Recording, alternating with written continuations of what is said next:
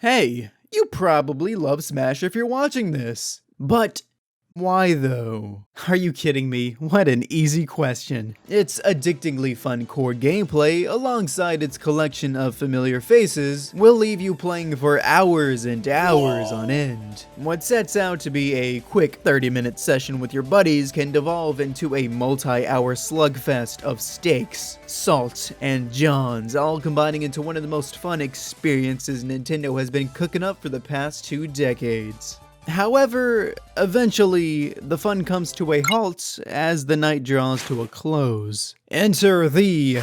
Yeah, we're done playing, but I don't feel like closing the game out yet because we're still on the Discord call portion of gameplay. You go look at some trophies, maybe look at your stats, and then play some random sound effects.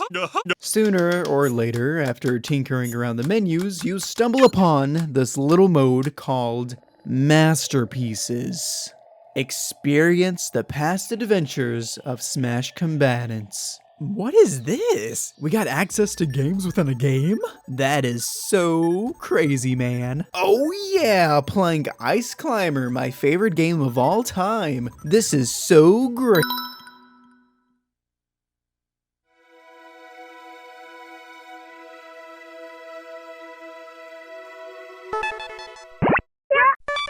Masterpieces, a small side piece of content located in the vault that was first introduced in Brawl. I want you all to be real with me here. How many of you remember this mode? Well, honestly, a more depressing question might be, how many of you have even played Brawl to begin with? If you haven't, then please just get off the internet, you 8-year-old, but regardless, let me assure you that what I showed wasn't some sort of editing trickery. Nope! Everyone's favorite Smash title indeed lets you play a handful of gems from the past without even having to connect to the internet. I felt like I needed to say that last part for some reason. Layers. Yes sir, all 14 of your favorite retro Nintendo games are here and accounted for. And under the most prestigious title of Masterpieces to boot. Yes, I can sleep well at night knowing that even Sakurai was misusing that word before YouTubers got their grubby hands on it years later.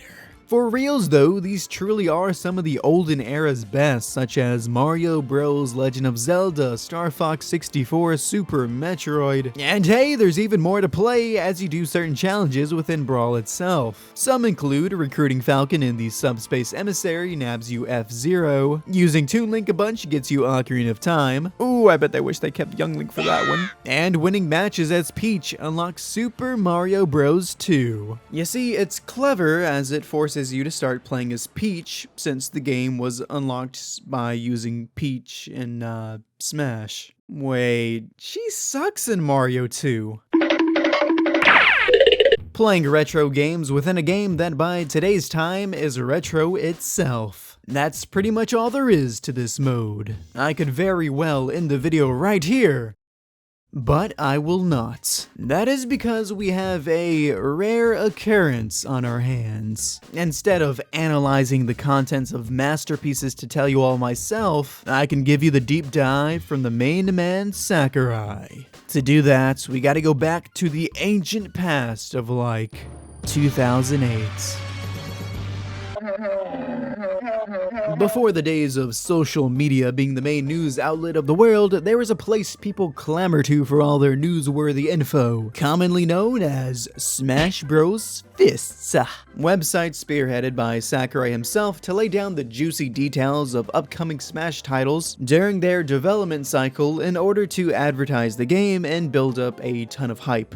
Dating all the way back to the late 90s for Smash 64's release, there's been one for each entry in the series. While I'm sure most of us have fond memories waking up every weekday morning to see the delightful nugget of info Sakurai left for us on Miiverse during the Smash 4 days, looking back in retrospect, I feel as though this website structure was at its peak during Brawl. Epically named the Smash Dojo, here it mimicked that of the Wild West of info dumping. With special direct presentations not being a concept yet, you'd log on to the web some days just to see Sonic the freaking Hedgehog announced as a fighter, or the reveal of the new ambitious adventure mode including cutscene movies to watch. Bruh. But other days he would tell you about the game having widescreen support, or the infamous "you must recover" entry. Nice. My only regret in life is being born too late to actively keep up with the dojo. I can only imagine the pure hype, outrage people felt all over the world on that fateful day of January 25th, 2008, where Masterpieces was first revealed. If I may add that this was a mere couple of days before the launch of the game on the 31st of the same month, so if you were on the fence about buying it, maybe this was one last huge surprise to nudge your wallet. At least if you were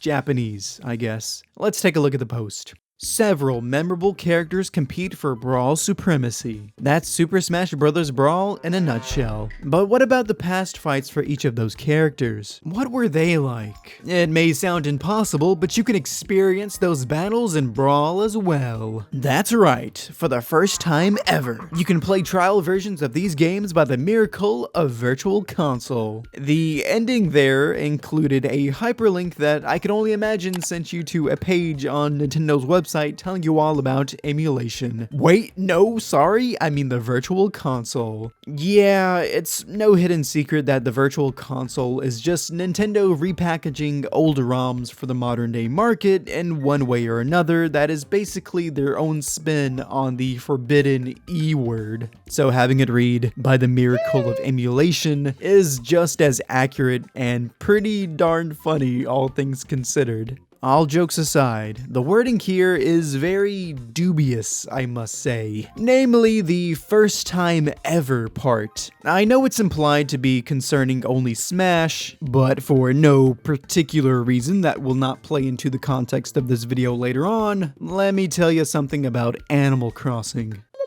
Included as furniture items within the original and GameCube enhanced port were NES games. And no, it wasn't only quirky room decor. Rather, the games in their entirety with even the added option to take them on the go via a Game Boy Advance. A total of 19 games ranging from Balloon Fight, Super Mario Bros, Wario Woods, Mahjong, among others were all right there within the disc. Now, this was years before the Virtual Console's conception, so I wonder how on earth this was possible without it.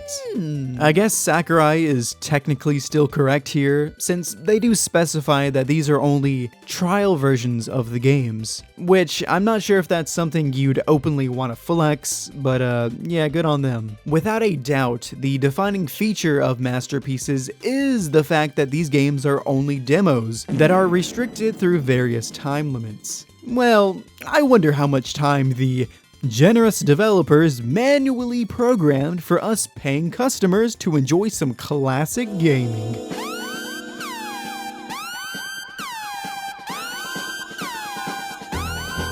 Wow, what an asshole.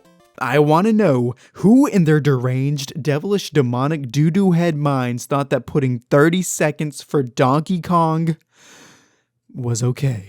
I don't even think the average person can comprehend how insanely short that is. This has to be without a doubt the world record for the shortest game demo of all time. If any of you out there watching this can find one shorter, then I will personally hand deliver a freshly baked corn dog to your doorstep. Delicious. I think a bigger slap to the face is the total waiting time for loading to and from the game, clocking in at around 24 seconds for, again, the 30-second demo. And no, I sadly can't say I'm hyper-focusing on this one oopsies for the memes. While no game is as low as 30 seconds, the rest are nearly just as laughably bad. 1 minute for Mario Bros, 3 minutes for Star Fox 64, 2 minutes for The Legend of Zelda, 40 seconds for F-Zero. You can't even finish a single race within 40 seconds. What did they think they were accomplishing by giving you the smallest sliver of game time?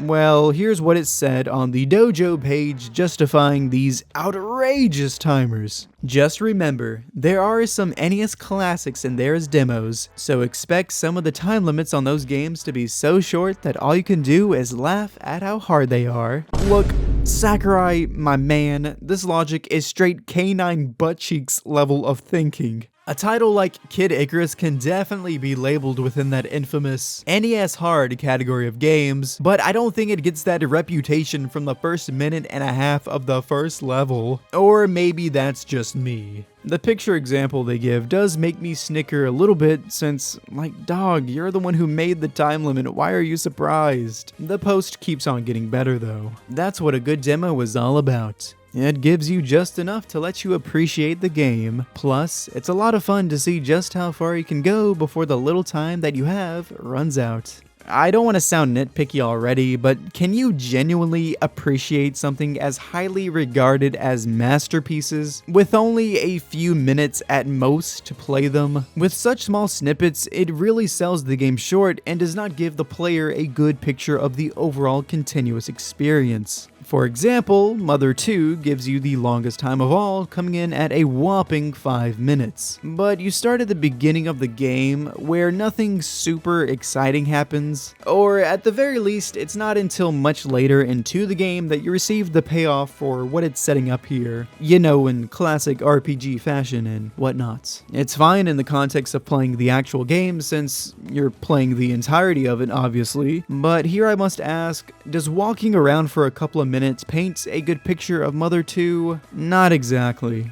Oh yeah, well, if you're not Japanese, then you may have never even known that Mother 2, or Le Earthbound, was in Brawl to begin with. Alongside Fire Emblem Mystery of the Emblem, nice name by the way, marked two games that are Japanese exclusive. What do the outer regions get as compensation? Nothing. You know, I can smell a strong whiff of irony here, as the nearly Japanese exclusive Melee appearance of Martha Roy helped to boost the series in other regions, but here the same series is being regionally cock-blocked. Oh well. If anything, once the timer runs out for these demos, I find myself still in the mood to keep playing the game. I know I've already dogged the super short timers, but in some regard, the longer time limits are even worse. After the first minute or two, you kind of forget that you were playing Smash, and you get into the groove of the game's demo, only to be jump scared by the green screen of death. Just like it's 2008 all over again. Also, about the second part of the sentence, it's a little surprising to see, given how rather questionable Sakurai's mindset and philosophy towards the competitive nature of Smash was during the development of Brawl. So for him to even allude to something like speedrunning is kinda crazy. Or maybe they were trying to save some face, since they knew how not bodacious these timers were. Although, honestly, they do kinda have a point, in that it is pretty fun replaying these demos, trying to get as far as you can before the time runs out. At least for some of them, I guess. With such a minuscule time, you can't expect too much. Okay, let's go. Like, before you get revved up trying to blitz your way all through Mario Bros within the 1 minute timer, just know that you can't make it past 1-2, even if you are the literal best player in the world. This makes the demos feel samey each time you run them. So yeah, these demos kinda suck, but looking at it in a more optimistic eye lens, with such strong limitations in place and unlimited time on your hands, this is where you can start to get a little cheeky. See, the games each have specific save points set up within the emulation itself upon starting up the demo, usually dropping you off at the first actionable part past the title screen, in order to get you fast-tracked into the heat of gameplay. If you stop and take a moment to get an intentional game over, you can access parts of the game the developers probably weren't intending on, such as starting the second quest in the original Zelda, or picking a non-Peach character within Mario Bros 2. I like Toad. Now the fun can begin. Oh yeah, that thing. Damn.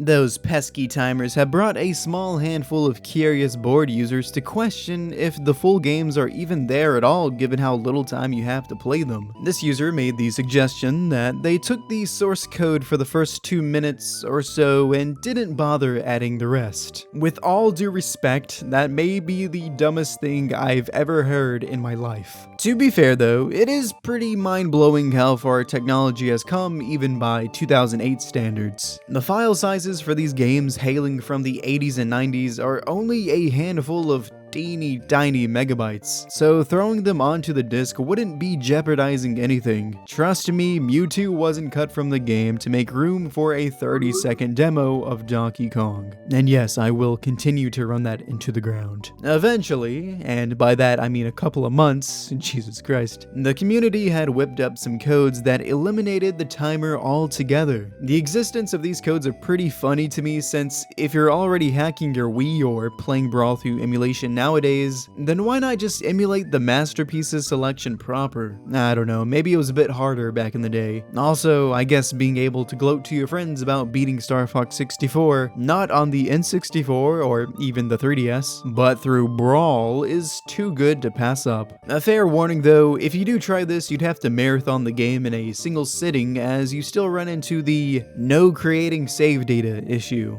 You can't bake your cake and eat it too, I guess. Which is such a dumb saying, by the way. You know, having ways to bypass the timer is neat and all, but I feel like a true stick-it-to-the-man move would be finding a way to beat one of these games within these booty time limits still in place. Alas, you'd have to be insane to think you can make any sort of leadway within them given the circumstance. Psych! As many of you watching may already know, last year in 2021, the absolute Giga Chad speedrunner save state managed to beat Ocarina of Time within Brawl, alongside newly discovered glitches and code manipulation found by the game's community. As a byproduct, they were able to completely shatter the idea of it being only a demo. This accomplishment is partly due to the pre-included save data you can start with, and is way too long and complicated to explain here, so just go watch this person's video about it. But regardless, it's still one of the coolest achievements I've seen in gaming. The entire world, even. But yeah, otherwise, for most people who can't bend the game to their wills, you'll end up repeating the same sections over and over, resulting in no replay value for most of these demos. Although, you're probably bound to play the demos more than once due to wasting half of your playtime the first go around, messing about figuring out the controls. I cannot tell you how absolutely schmixed I got when I booted up Mario World for the first time, because you have to run with Y and jump with B. Which, I mean, duh, it's a Mario game, but take a look how that feels on the GameCube controller. Not so nice.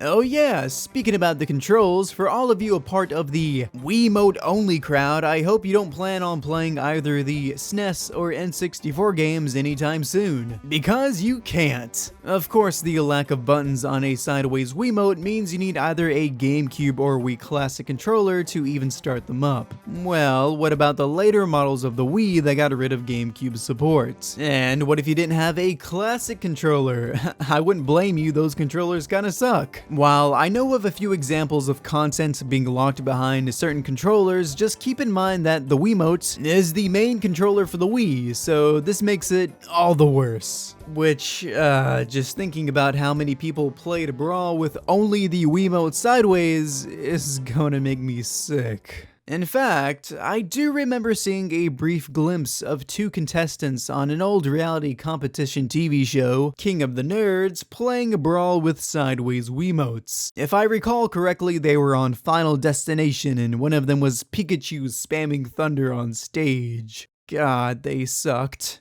Anyways, we seem to be close to finishing the dojo post. I wonder what else Sakurai has to say. Let me go ahead and read it out loud. If you take a liking to one of the trial versions, you can always buy the full game through the shop channel. You might even find a couple of titles that divert your attention from Brawl for a while. What a weird thing to say. I'm sure this advertising of another paid service is just a coincidence. Surely something Sakurai and gang thought to include only after coming up with the idea of masterpieces. The very thought of them making this mode purely to get some sales from dumb 7-year-olds would be mighty scummy. Anyone who's willing to shill some dollars off unsuspecting folks like that deserves no respect. Hey guys, if you liked the video so far, how about you hit a like, comment, and subscribe? Again, if you liked the video, how about you go ahead and hit a like, a comment, and subscribe? I also have some new hot merch coming out, so go ahead and go pick that up. You are watching Trash Mode Inc. When I first learned of Brawl's Masterpieces section, I was really excited. The Wii was my first Nintendo console, so I was really excited to play some classics. Didn't matter to me that there were demos, I still thought it was a cool idea. Then, I learned that the demos range from like 30 seconds to 3 minutes. Like, what the flip? Is anyone supposed to get any sort of enjoyment from frantically seeing how far they can get in a dismayingly stupidly short amount of time? Ranting aside, I would love for Super Smash Bros 4 to have a Masterpieces section where I can actually make some headway in the game. Like, maybe an hour of playtime? That may be ambitious, but honestly something more playable than a few minutes. Wow. Well, dream on, Mr. P-Up. Dream on. In 2013, with the announcement of a new Smash Bros title in development, I'm sure everyone and their mothers were dying to know if their favorite mode Masterpieces would make a return in any shape or form. Sakurai, the cunning man he is, knew this and waited until the last second yet again to relieve everyone's worries. November 19th, 2014, a mere couple of days before the release of the game, on the Miiverse Director's Room page, Masterpieces was shown off for the Wii U version of Smash 4. Hallelujah! Well, Brawl's Masterpieces was some cheeks, but here we are in the future where menu design is taken a bit more seriously. Yeesh, yeah, the first thing you immediately notice heading into this rendition is just how clean it is compared to Brawl's, rather crustiness. The Masterpieces are neatly squared with their game's original logo in the corner, while also showing whichever Smash character or object the game is representing. Just in case you weren't too sure what character comes from the game Dr. Mario, the game's got your back. Also, wow, look at those dates. I am a complete sucker for contextualizing time frames, so this is an amazing addition. Who cares about the dates? What about the games? We try to play some games. There's a whopping total of 24 now compared to Brawl's 14. 23 for non-Japanese gamers, since we still don't know what a Marth is, apparently. Hey, keep those horses held for a moment, as a large majority of Brawl's lineup is carried over into Smash 4, which there's still more new than old, and to be fair, there are some interesting changes within those same games. For example, in Kirby's Adventure, instead of only starting from the very beginning of the game, there's now a few files with most of the game unlocked, so now you can kinda do whatever you want. And when I said games, that's pretty much the only one that's different. The new games, though, include some real heat like Punch-Out!, Metroid, Super Mario Kart, Kirby Superstar, Zelda 2, and even some third-party games like Pac-Man and Mega Man 2. We also have a whole new category of games this go around with the inclusion of a couple of Game Boy titles. Honestly, Game Boy games aren't my cup of tea, but it is pretty neat seeing them represented on the big screen. And it gives Kirby a chance to have his first outing present instead of relying on Kirby's Adventure. Strangely enough though, there are no Pokemon games here. You'd think that one of the biggest games on the platform, and one of the biggest series that is repped within Smash, would get a masterpiece. I truly wonder why this wasn't the case. One of the most tragic blunders, though, is the exclusion of N64 games. I know there are only 2 in Brawl, but the Star Fox 64 and Ocarina of Time demos were easily the biggest highlights within the OG Masterpieces for me as a kid, so having them Thanos snapped out of existence with no real reason is a bit disappointing. But hey, Earthbound is here for non-Japanese gamers this go around. Now people of all nationalities can play through the first 5 minutes. If you couldn't tell, this demo really sucks. I'd like to give a moment of silence to my fallen brethren, Ice Climber, which was definitely axed off due to the fighters of Ice Climbers being too hard for the 3DS to handle. Rest in peace. Sometimes life isn't fair.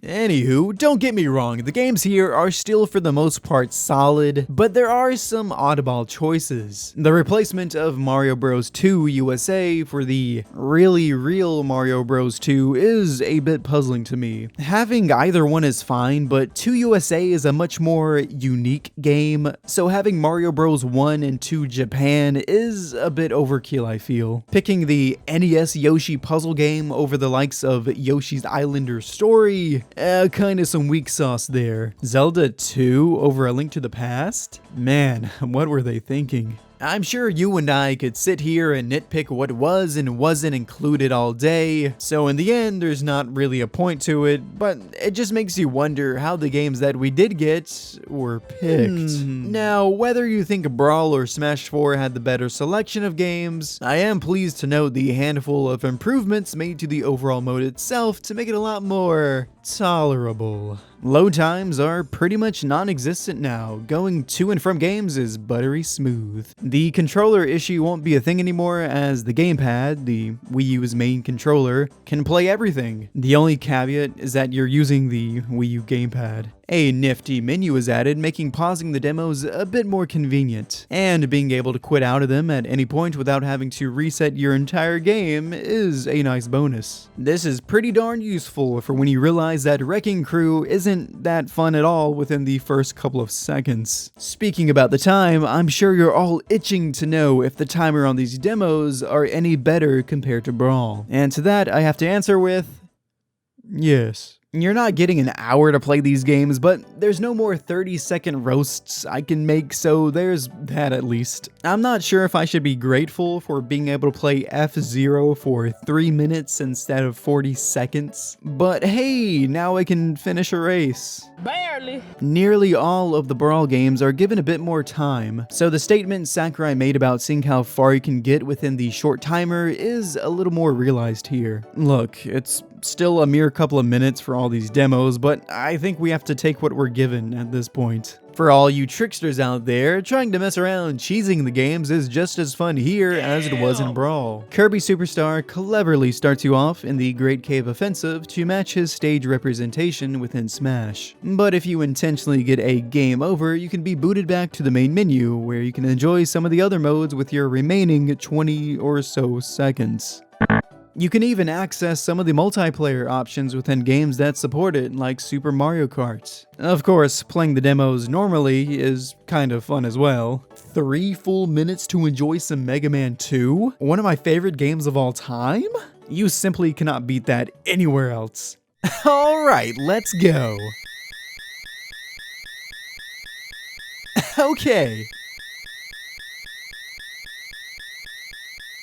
Okay.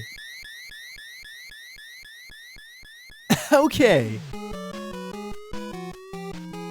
Okay. Okay. Okay. Okay.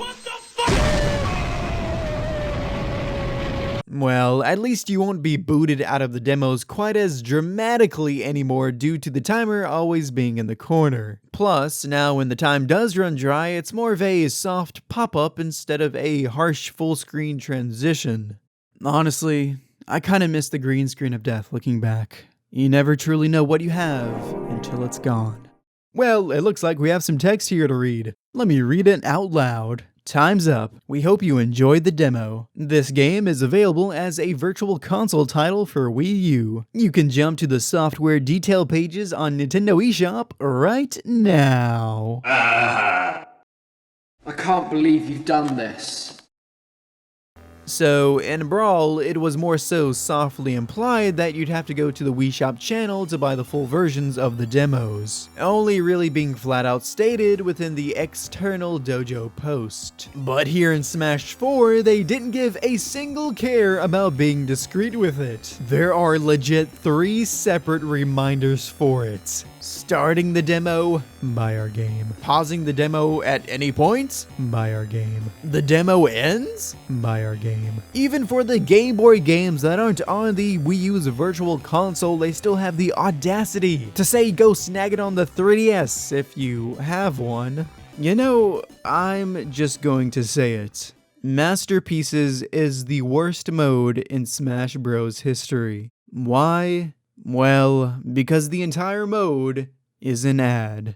Oh man, let's unpack this. I get it. They have a product that they're trying to push, and they of course have every right to do that. You could even say that Smash Bros in general acts as one huge advertisement for all the properties within it. However, take something like Roy's Melee inclusion, which by all means was a form of direct advertising, and hopefully you can clearly see the stark differences between a fully realized character that works within every major component of the game versus dumping a whole bunch of ROMs onto the disc with an arbitrary time limit slapped onto it for no other reason as to nostalgic bait people old and young alike into buying their overpriced emulation. Jeez, maybe I'm just being too harsh on little old masterpieces. Besides, I'm sure we all can think of some real stinkers across the series that stand out. Say, coin battles, single button mode, target blast, invisible melee, smash tour, world of lights, etc, etc. But even though these various modes falter a bit, there is one thing about them that rings true compared to masterpieces. They still had some amount of effort and originality put into them. I don't need to sit here and preach to all of you about how hard of a worker series designer Mr. Masahiro Sakurai is when it comes to his games. The transition to Melee from 64 and everything succeeding it, when a new Smash title hits development, I can only presume Sakurai tries his absolute hardest to make an end product that outshines his last throughout everything that makes up the series. The characters, stages, single player content, and all these small goodies that fill in the gaps keep getting bigger and bigger every time the man is dragged back into the office. Sure, sometimes he misses the mark and downgrades features in the process, but there is certainly no chance you could ever pinpoint an ounce of laziness from the whole onto the development team. The closest thing you could say is probably the inclusion of clone characters, which I feel as though they often get more flack than they deserve. In some cases, they're not even that cloney to begin with, despite sharing similar moves. And going back to the Roy example, the effort that is put into them truly makes them come into their own, even with the shared assets, thus overall being an enjoyable addition to the games. Except for young Link not using any masks, like okay, Melee has a valid excuse, but Ultimate will never be forgiven. So how in the world did this one small feature that only warrants a minute at most in someone's Brawl retrospective video become the very antithesis of Smash? What even is the purpose of masterpieces?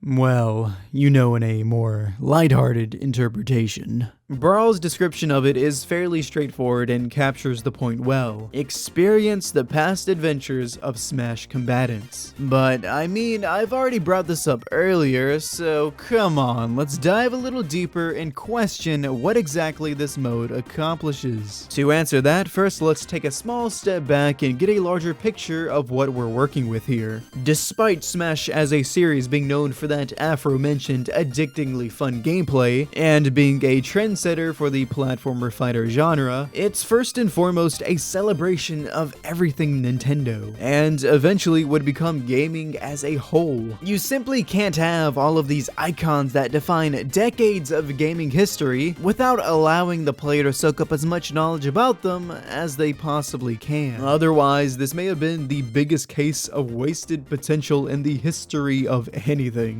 Thankfully, Sakurai was the dude in charge, and he has a knack for video games if you couldn't tell. Smash is a party fighting game that just so happens to contain a library full of video game knowledge. Naturally, the fighters and perhaps even the stages themselves are the main attractions to the games. But from a purely educational standpoint, there are a handful of other various smaller modes and features that provide a more focused learning experience. Masterpieces, which I include within this group, as Sakurai himself stated, is all about reliving the greatest battles of the biggest star characters. But is that really happening here? Question mark. Don't get me wrong, the idea of being able to play these retro games within an at the time modern game is neat in concept. I didn't bring that Animal Crossing stuff up from earlier for nothing. It's hard to put into exact words, but these brief gameceptions are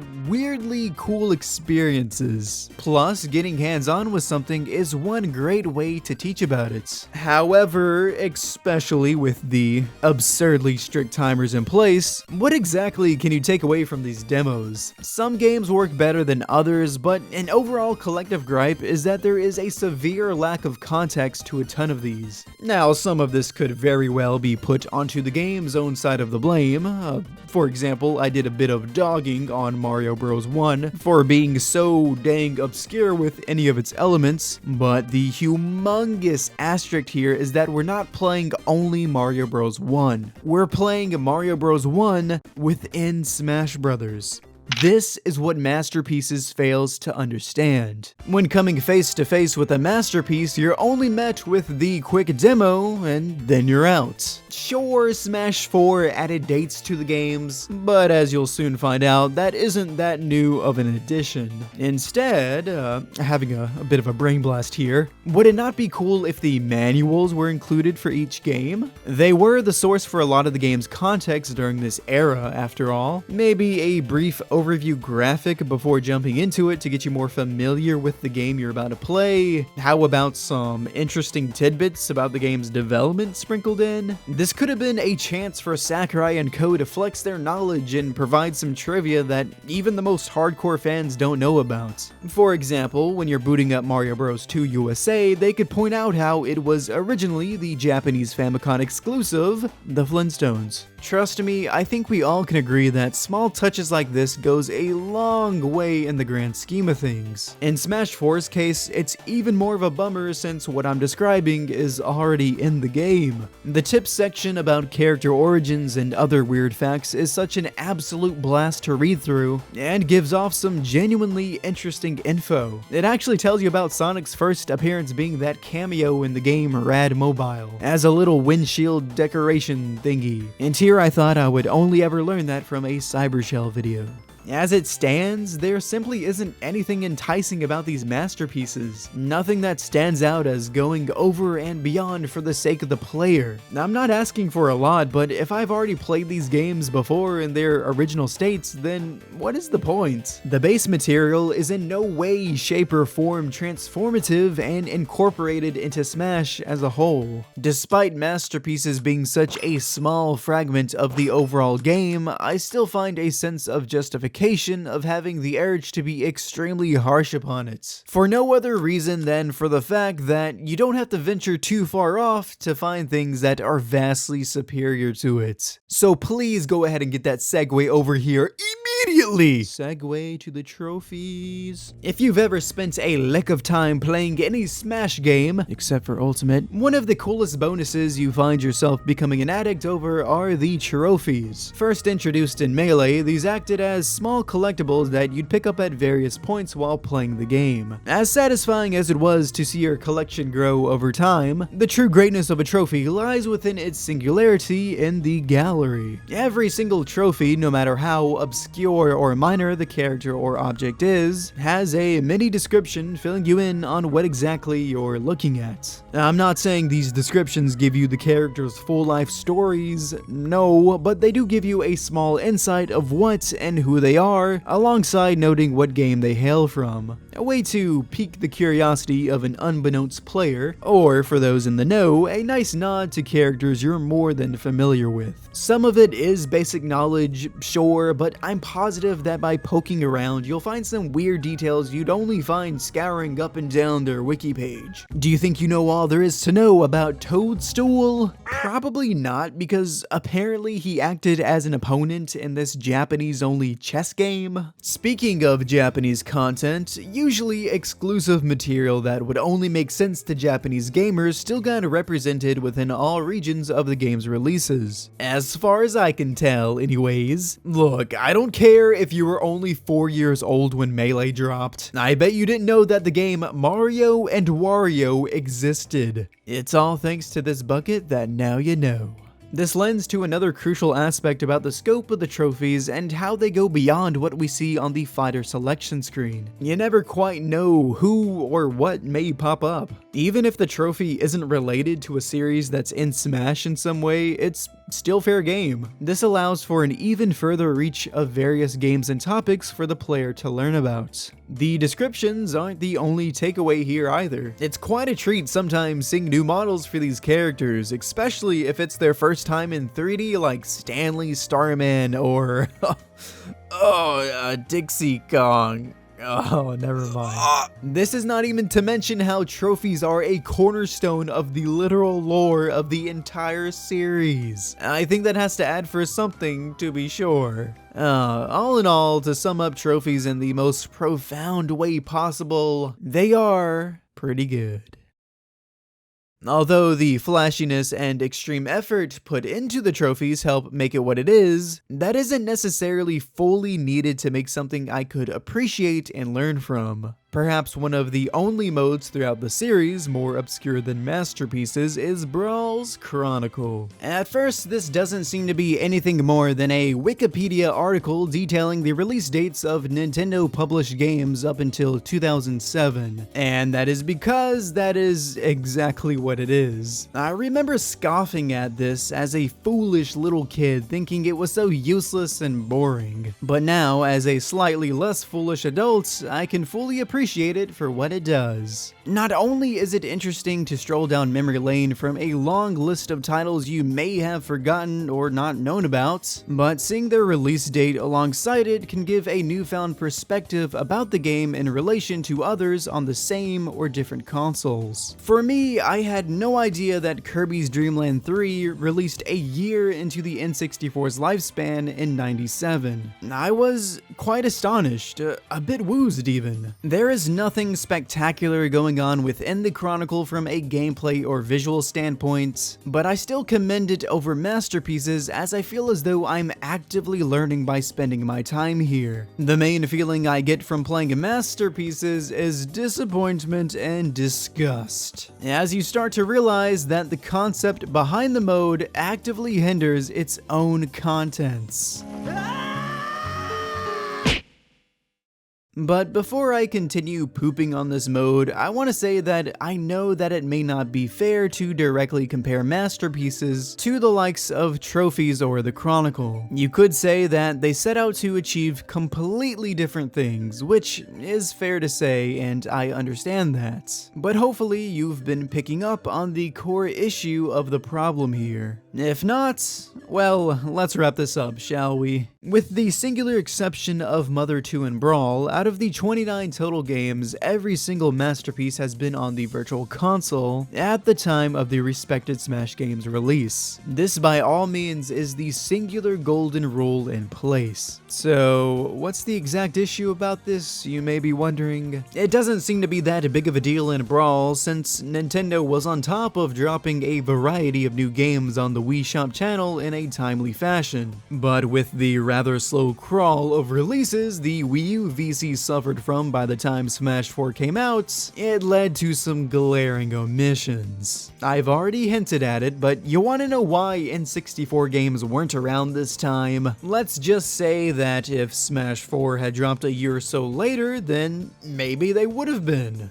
Instead of expanding on Brawl's small selection of 64 titles to pack more of a punch and include some real legends like Mario 64, Pokemon Snap, Wave Race 64, or F-Zero X, all of which would eventually land themselves on the Wii U VC, they decided to can the entire existence of this generation of games. Of course, this isn't 100% confirmed by my knowledge, and some of what I'm saying is pretty much only speculatory, but given how in both the Dojo post and Smash 4's in-game option prompting you to head on down to the Virtual Console, it's a no-brainer as to why certain games didn't make the cut. Donkey Kong Country or Pokemon Red, Blue, or Crystal in Smash 4? Nope. Sorry, a little too late. And hey, what about characters that were created after the 90s? Do their original battles don't deserve to be told just because they're a bit newer? Sure, people like Toon Link, Zero Suit Samus, Ike, and Olimar were still relatively new when Brawl came out, but years later into the future with Smash 4, there's a whole new generation of little gamers missing out on insights into these fighters' origins in their purest form. But you know, not even the biggest icons of the ancient past were safe. With the inclusion of third-party games, you'd think that any of the Genesis Sonic games would have made a perfect fit. Too bad there is no product to push by doing so. I want to be clear by saying that I don't even care that much by the obvious advertising here surrounding the mode. It's only when you can start to see the contents of said mode mold itself around such a push for an outside service that I begin to raise an eyebrow.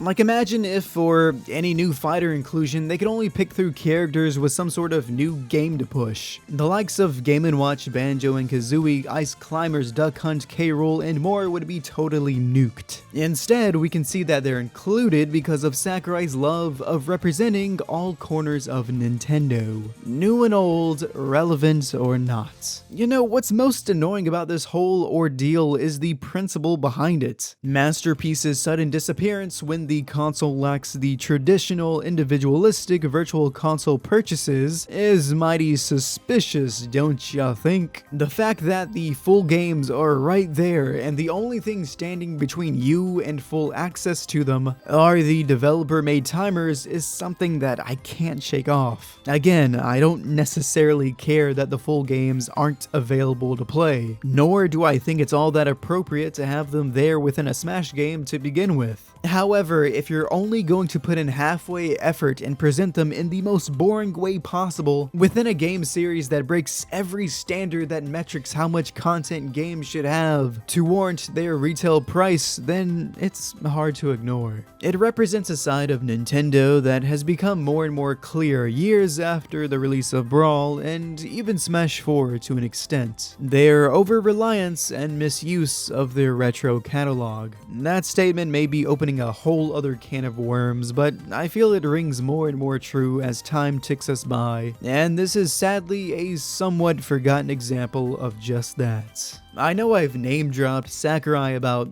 a million times in this video as the punching bag of my gripes, but I want to cut him some slack. Game development isn't a one-man show. I wasn't there when he was whipping up the design documents for Brawl or Smash 4, so I don't want to put any sort of heinous energy towards him, as silly as that sounds, given I'm talking about something he was first involved with over 15 years ago. For all I know, the idea behind the mode could have came from a higher up at Nintendo nudging him to throw in a small advertisement for the new service. There's really no telling.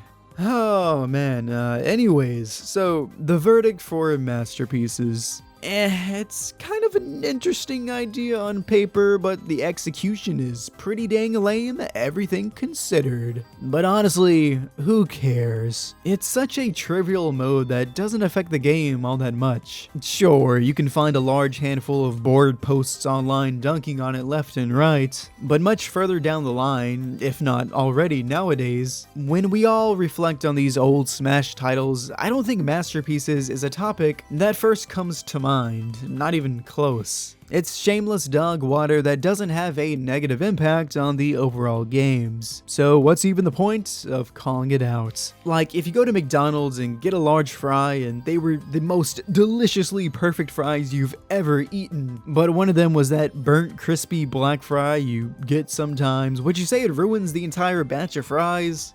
Probably not. You would just throw it back into the bag and forget about it. So, the lesson here today is that if you take out the bad parts of something, then it will be good.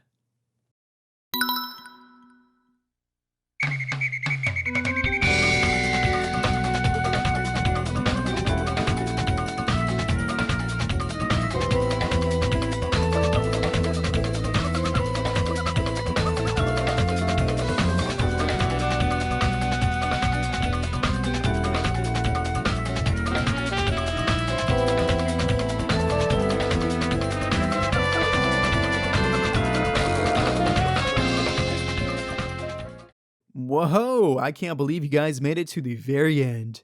Just for that, here's a fun fact. Did you know that you could have played the Brawl Donkey Kong demo roughly 97 times throughout the duration of this entire video? Haha, the more you know.